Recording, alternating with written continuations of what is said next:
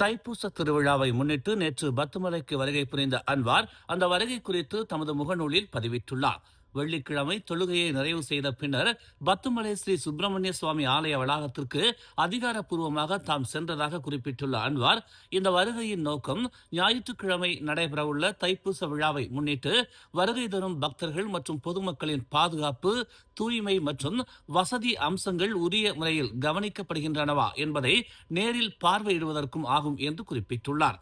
பல்வேறு கலாச்சாரங்களும் மதங்களும் இணைந்து வாழும் மலேசியாவின் உண்மையான வலிமையை தாம் தெளிவாக உணர்ந்ததாக அன்வார் பதிவிட்டுள்ளார். இத்தகைய பன்முகத்தன்மையே நம்மை ஒற்றுமை மற்றும் நல்லிணக்கத்தின் அடிப்படையில் ஒன்றிணைக்கிறது என்று அவர் கூறினார்.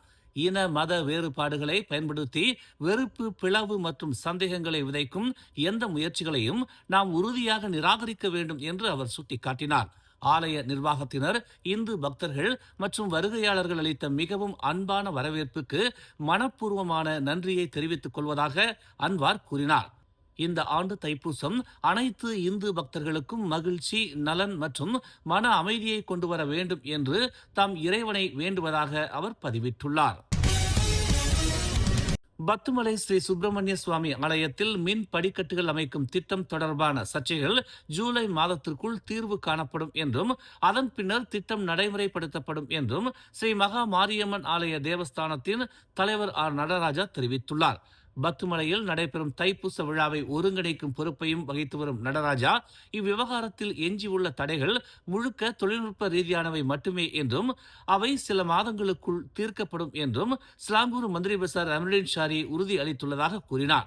இந்த விவகாரம் நேற்று பத்துமலைக்கு பிரதமர் அன்வார் இப்ராஹிம் மேற்கொண்ட வருகையின் போது விவாதிக்கப்பட்டதாகவும் அப்போது பிரதமர் தம்முடனும் மந்திரி பசாருடனும் நேரடியாக சந்தித்து ஆலோசனை மேற்கொண்டதாகவும் அவர் கூறினார். இந்த விவகாரம் தீர்க்கப்பட வேண்டும் என்று பிரதமர் தெளிவாக தெரிவித்ததாக நடராஜா கூறினார். இது சமூக நலன் சார்ந்த விஷயம், தேவையற்ற தாமதம் செய்யக்கூடாது என்றும் பிரதமர் தெரிவித்ததாக நடராஜா செய்தியாளர்கள் மத்தியில் தெரிவித்தார். பத்துமலையில் மின் படிக்கட்டு அமைக்கும் முன்மொழிவு, அதனுடன் தொடர்புடைய வணிக வளர்ச்சி திட்டத்திற்கு தற்காலிக ஆக்கிரமிப்பு அனுமதி வழங்க மறுக்கப்பட்டதை தொடர்ந்து நிலுவையில் இருந்தது. அந்த வணிக திட்டத்தில் மின் படிக்கட்டு அமைப்பும் இடம்பெற்றிருந்தது குறிப்பிடத்தக்கது. ஆலய நிர்வாகம் மற்றும் மாநில அரசுக்கு இடையில் எந்த முரண்பாடும் இல்லை என்றும் இது சர்ச்சை அல்ல, நிர்வாக மற்றும் தொழில்நுட்ப தாமதம் மட்டுமே என்றும் நடராஜா விளக்கினார்.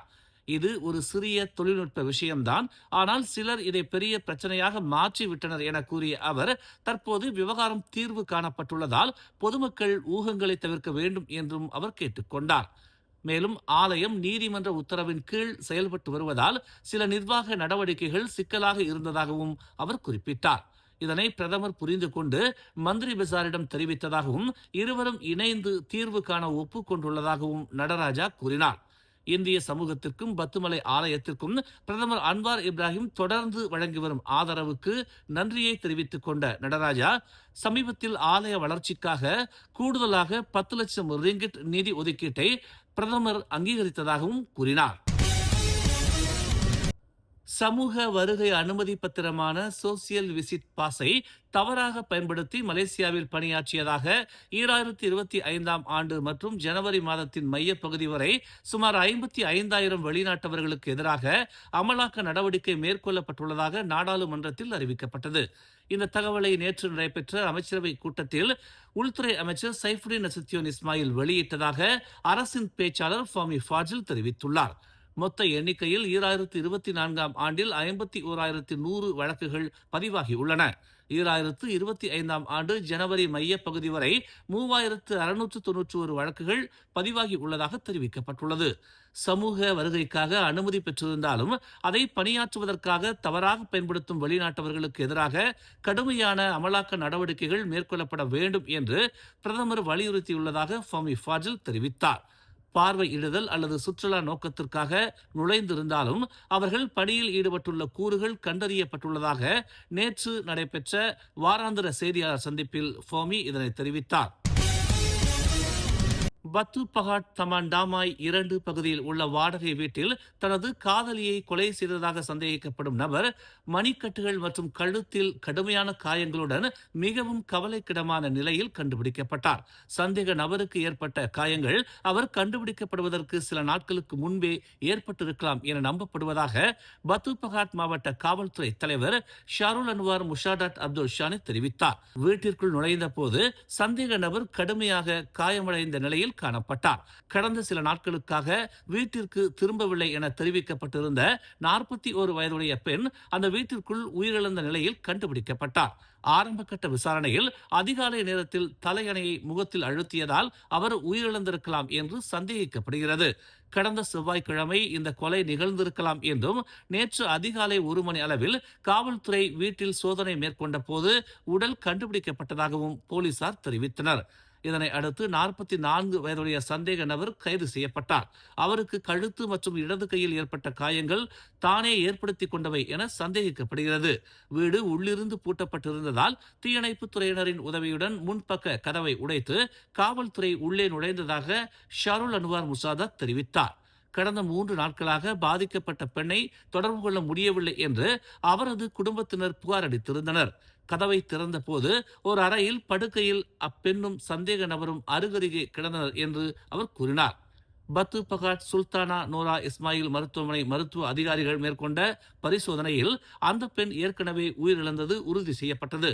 சந்தேக நபர் தன்னைத்தானே காயப்படுத்தி தற்கொலை செய்ய முயன்றிருக்கலாம் என்ற கோணத்திலும் விசாரணை நடைபெற்று வருகிறது.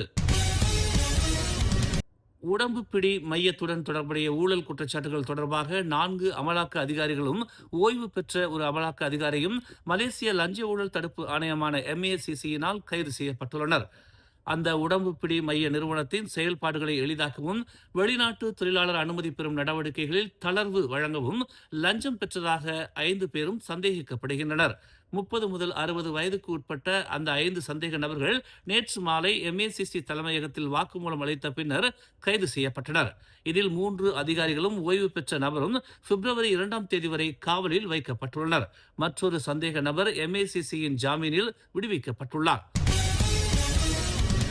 நேற்று அதிகாலை சுமார் 5 மணி அளவில் ஈப்போவில் உள்ள ஒரு வீட்டில் ஏற்பட்ட சமையல் எரிவாயு சிலிண்டர் வெடிப்பில் பாதிக்கப்பட்டு 63 வயதுடைய பெண் ஒருவர் கவலைக்கிடமான நிலையில் தீவிர சிகிச்சை பிரிவில் அனுமதிக்கப்பட்டுள்ளார்.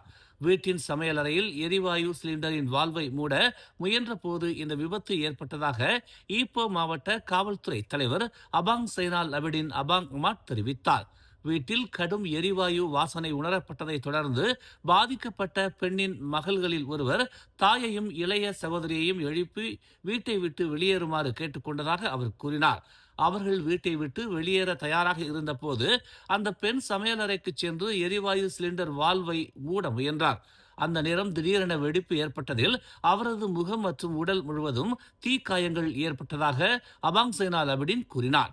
இச்சம்பவத்தில் அவரது 2 மகள்களுக்கும் எந்தவித காயமும் ஏற்படவில்லை. பாதிக்கப்பட்ட பெண் தற்போது ஈப்போ ராஜா பெர்மைசூரி பைனூன் மருத்துவமனையின் தீவிர சிகிச்சை பிரிவில் சிகிச்சை பெற்று வருகிறார். மேலும் செய்திகளை தெரிந்து கொள்ள தமிழ் மலர் இணையதளம், தமிழ் மலர் செயலி மற்றும் மலர் டிவி யூடியூப் சேனலை வலம் வாருங்கள். எங்களோடு இணைந்திருக்க மலர் டிவியை பதிவு செய்து கொள்ளுங்கள். உறவுகள் மகிழ்ந்திட விருப்பம் மற்றும் பகிர்வு சேவையை சொடுக்கிடுங்கள்.